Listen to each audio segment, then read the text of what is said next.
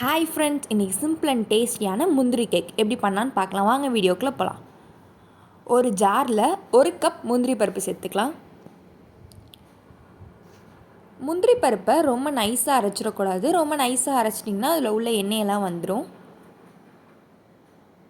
இப்போ நம்ம இதை அரைச்சி எடுத்துக்கலாம். இப்போ அரைச்சி எடுத்தாச்சு. இந்த மாதிரி அரைச்சி எடுத்துக்கோங்க. ஒரு பேனில் 1/4 கப் ஜீனி சேர்த்துக்கலாம். இப்போ இது கூட ஒரு 1/2 டம்ளர் தண்ணி சேர்த்துக்கோங்க. ஜீனி கரையிறதுக்கு தேவையான அளவு தண்ணி சேர்த்துக்கோங்க.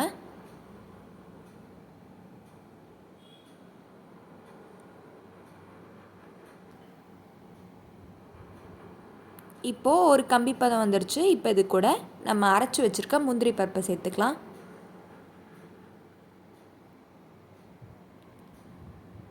மீடியம் ஃப்ளேம்லேயே வச்சுட்டு கைவிடாமல் கிண்டி விடுங்க. 5 to 6 மினிட்ஸில் வெந்துடும்.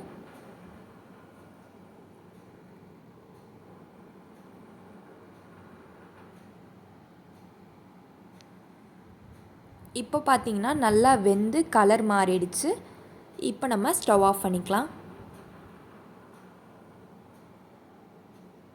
இப்போது இதை நம்ம ஒரு பிளேட்க்கு மாற்றிக்கலாம். ஒரு பிளேட்டில் நெய் இல்லை டால்டா தடவி வச்சுக்கோங்க. இப்போ இது கூட நம்ம செஞ்சு வச்சுருக்க முந்திரி பருப்பை சேர்த்துக்கலாம். இதை ஈவனாக ஸ்ப்ரெட் பண்ணி விட்டுக்கோங்க. இப்போது நம்ம இதை ஸ்ப்ரெட் பண்ணியாச்சு. இப்போ அதை நம்மளுக்கு பிடிச்ச ஷேப்பில் கட் பண்ணிக்கலாம்.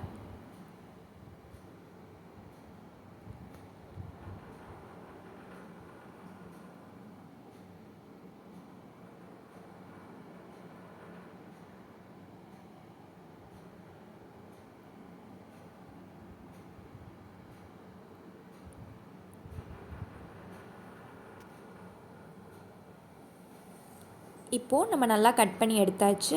ஃபைனலி நம்மளோட டேஸ்டியான முந்திரி கேக் ரெடி.